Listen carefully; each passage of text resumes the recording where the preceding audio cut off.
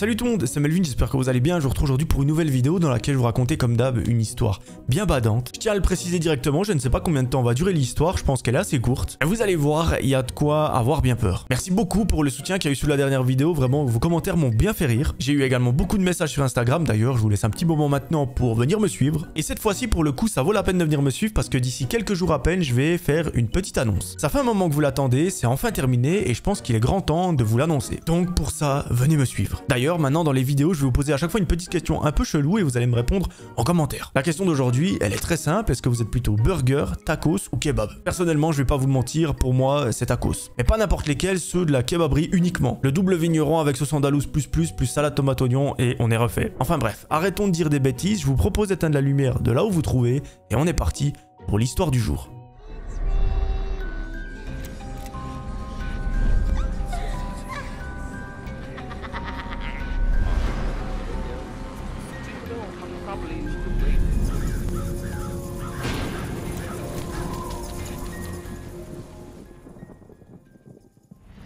Aujourd'hui, mes amis, c'est l'histoire de Léa. Au moment où tout ça se passe, Léa a 22 ans. Elle nous donne un détail qui est assez cool, c'est qu'elle habite à Paris. Pourquoi est-ce que c'est cool? Parce que tout simplement, on arrive un petit peu à se visualiser la chose, l'ambiance qu'il y a dans la ville, que ce soit pendant la journée ou la nuit, et tout ce qui va avec. Léa, elle nous raconte qu'elle est étudiante, plus particulièrement dans le domaine du droit, et que ça l'intéresse de ouf. Elle a toujours voulu faire ça, et pour l'instant, ça se passe très bien. Elle nous explique en gros que sa vie d'étudiante, elle est assez rythmée. La journée, généralement, elle suit les cours à l'université, le soir, lorsqu'elle rentre, elle étudie. Et elle nous raconte qu'elle a également un petit job d'étudiant sur le côté. Ça lui permet d'avoir un petit peu d'argent de poche par mois pour faire du shopping, pour faire des sorties et pour se payer un petit studio. Et oui, contrairement à moi qui suis encore chez mes parents à 25 ans, Léa, elle a son propre studio avec son propre argent et ça, j'ai envie de dire chapeau. En vrai, moi j'ai une petite excuse, j'aimerais finir mon master avant de prendre un appartement. Ça devrait être d'ici un an et demi et normalement, je continuerai les vidéos d'ici là, donc vous pourrez suivre l'aventure avec moi. Rien que d'en parler, je vous avoue, je me réjouis beaucoup. Apparemment, dans son studio, Léa, elle a logiquement pas beaucoup de place. Et surtout, elle nous donne un détail, c'est qu'elle a une grande fenêtre qui donne sur la rue. Bon, alors ça peut être cool, ça peut ne pas l'être, parce qu'effectivement,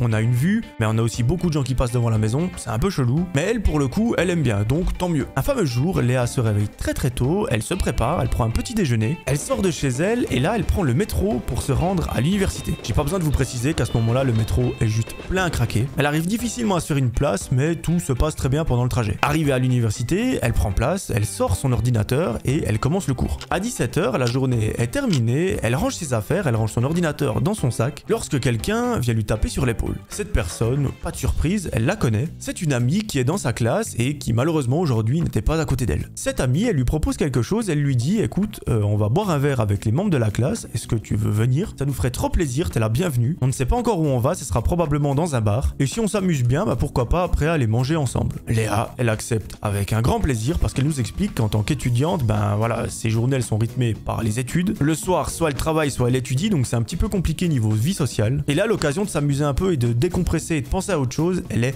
parfaite. Elle rejoint le groupe des personnes qui vont au bar et tout le monde se met en route. Après quelques arrêts de métro et une dizaine de minutes de marche à pied, tout le monde arrive enfin à ce fameux bar. Ils commandent leur boisson, ils engloutissent quelques litres et tout se passe très bien. Vers 20h30, une des personnes présentes propose à l'ensemble du groupe d'aller manger quelque chose dans un restaurant. Ça tombe bien, il y a un super resto pas loin d'ici. C'est seulement à quelques dizaines de mètres, donc c'est parfait. L'ensemble du groupe accepte, ils payent l'addition et vont dans ce restaurant. Là, c'est un festin qui se passe et Léa nous raconte que la soirée, elle a bien duré. Et oui, parce qu'après avoir mangé, ils sont partis chez un collègue et là, ils ont fait la fête jusqu'à 2h du matin. Malgré le fait qu'elle s'amuse comme une petite folle, Léa, il faut quand même qu'elle rentre à la maison parce que oui, demain, il y a les cours et il est déjà 2h du matin, ça va être un petit peu compliqué de se lever. Et ça tombe bien, elle n'habite pas loin, donc elle peut rentrer à pied, c'est à peine 5-10 minutes de marche. Et c'est exactement ce qu'elle fait, elle dit au revoir à tout le monde et se met en route. Léa, elle marche dans la rue, heureusement personne ne la suit, donc ça lui fait pas peur. Mais arrivée devant chez elle, elle remarque par la fenêtre que la lumière est allumée dans son salon. Bon, c'est bizarre parce que Léa, c'est pas qu'elle a des tocs, mais presque, elle est sûre et certaine de l'avoir éteinte. Mais bon, un oubli, ça arrive à absolument tout le monde, donc elle ne se pose même pas la question. Elle monte les escaliers, elle arrive chez elle et elle éteint la lumière. Elle se démaquille, elle se prépare pour aller dormir. Une fois dans son lit, elle scrolle un petit peu les réseaux sociaux et elle finit par s'endormir au bout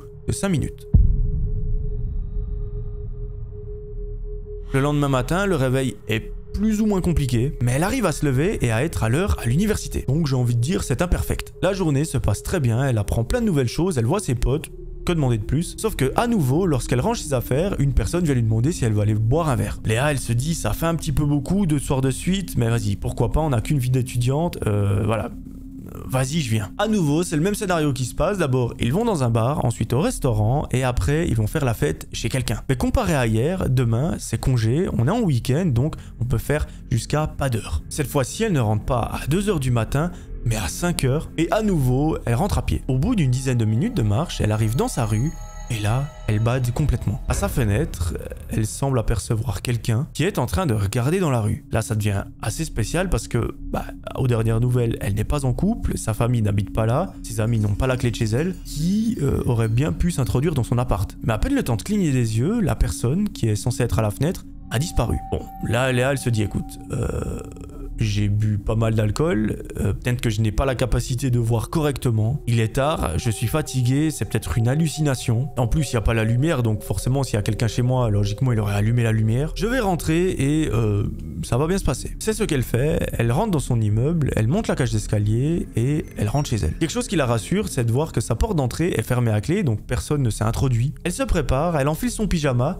et elle va au lit. Avant de s'endormir, elle remarque quelque chose de bizarre sur sa table de nuit parce que normalement, il y a toujours un objet. Cet objet, c'est une petite veilleuse qui fait de la lumière et là, elle est par terre cassée. Bon, là, ça commence à devenir un petit peu bizarre parce que Léa, elle sait pertinemment que jamais elle n'a fait tomber cette veilleuse. C'est l'objet auquel elle tient le plus dans cette maison et si elle l'avait cassé, elle s'en serait souvenue. Elle commence à ramasser les morceaux, elle les pose sur sa table de nuit et ma foi elle se dit de nouveau j'ai beaucoup bu donc je sais pas, peut-être que je l'ai fait tomber sans faire exprès, je n'ai pas vu, je n'ai pas entendu donc c'est pas grave. Le lendemain en début d'après-midi, elle se réveille, elle nous raconte qu'elle a passé une très belle nuit, mais que bon c'était un petit peu différent parce que là elle n'avait pas sa veilleuse pour dormir. Oui, il y a des gens qui ont besoin d'une petite lumière pour dormir et moi je m'en souviens c'était comme ça il y a quelques années. Je dis quelques années, c'était il y a une dizaine d'années. Durant l'après-midi, Léa, elle se pose quand même des questions. Elle se dit écoute, je suis rentré l'autre soir, il y avait la lumière allumée, hier je rentre, ma veilleuse est cassée.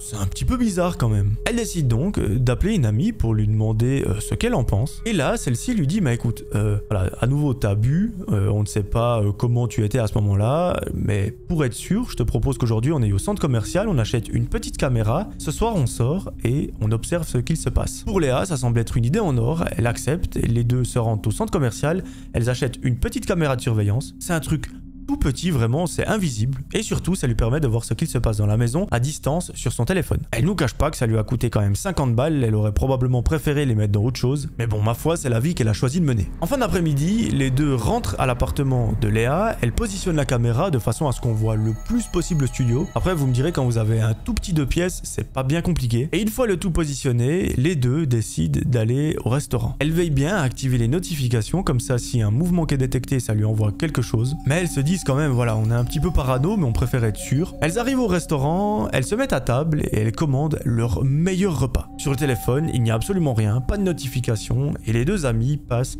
une très belle soirée. Vers minuit, elles sortent du restaurant et son amie dit « Est-ce qu'on irait pas voir quand même les enregistrements de la caméra pour voir si vraiment il n'y a rien ?» Elles se posent à un endroit, sortent le téléphone et ouvrent l'application. Là, elles vont dans les enregistrements vidéo parce que oui, la caméra enregistre en continu et les deux commencent à énormément paniquer lorsqu'elles voient que sur l'enregistrement, une personne est présente dans le salon. Cette personne, on arrive bien à la distinguer et Léa sait exactement qui c'est. Elle nous explique qu'il s'agit d'une personne qui habite dans le même immeuble et c'est pas n'importe qui, c'est le concierge. Et oui, celui-ci a le double des clés de tout l'immeuble. Et là, elle est juste écœurée et apeurée de le voir présent dans son salon, debout, à fixer la fenêtre. Et je vous cache pas, au moment où elle voit ça, les deux deviennent toutes blanches. Elles sont à 2 doigts de s'évanouir. Léa, elle tremble, elle pleure et elle dit à sa pote, mais je ne peux juste pas rentrer à la maison comme ça, il faut que tu m'héberges. Juste qu'on appelle la police pour qu'ils aient intercepté ce mec parce que c'est hors de question que je sois dans un appart où lui peut rentrer quand il veut. Je ne sais pas pourquoi il est chez moi, ce qu'il veut, quelles sont ses intentions. J'imagine que s'il regarde par la fenêtre, c'est pour me voir arriver. Je peux pas imaginer la suite. S'il te plaît, est-ce que je peux venir dormir chez toi? Sa pote accepte, bien évidemment. Elle commande un taxi et pendant ce temps, elles appellent la police. Au téléphone, elles expliquent tout ce qui est en train de se passer, comme quoi elles ont vu un homme dans le salon de Léa, qui n'est pas censé être là, qu'il s'agit du concierge, et la police envoie une patrouille. Pendant ce temps, les deux rentrent à la maison et pendant le trajet, tout se passe bien. À un moment, Léa reçoit un téléphone, c'est la police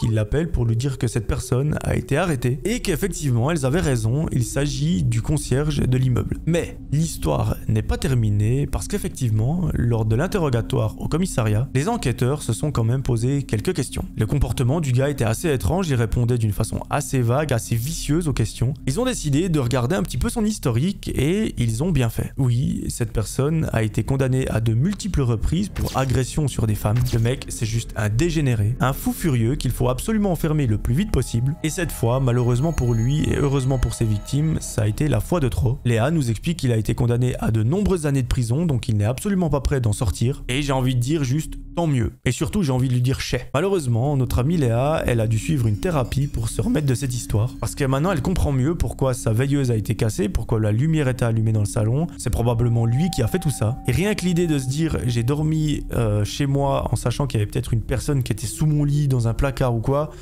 je ne préfère pas l'imaginer. Et moi non plus d'ailleurs. Au moins, moi ce qui est bien, c'est qu'il peut y avoir personne sous mon lit vu que c'est un matelas qui est par terre. Donc il n'y a pas de problème. Voilà, c'est la fin de cette histoire. J'espère qu'elle vous aura plu. Morale, si vous voyez quelque chose d'anormal chez vous, posez directement une caméra. Ça apportera certainement beaucoup de réponses. Voilà, moi je crois que je vous ai tout dit. Je vous remercie beaucoup d'avoir regardé cette vidéo. N'hésitez pas à me dire ce que vous en avez pensé en commentaire. Venez me suivre sur Instagram. Il y a une belle annonce qui arrive dans les prochains jours. Moi je vous retrouve très vite pour une nouvelle vidéo. D'ici là, j'aimerais que vous preniez soin de vous. C'était Melvin. Ciao tout le monde.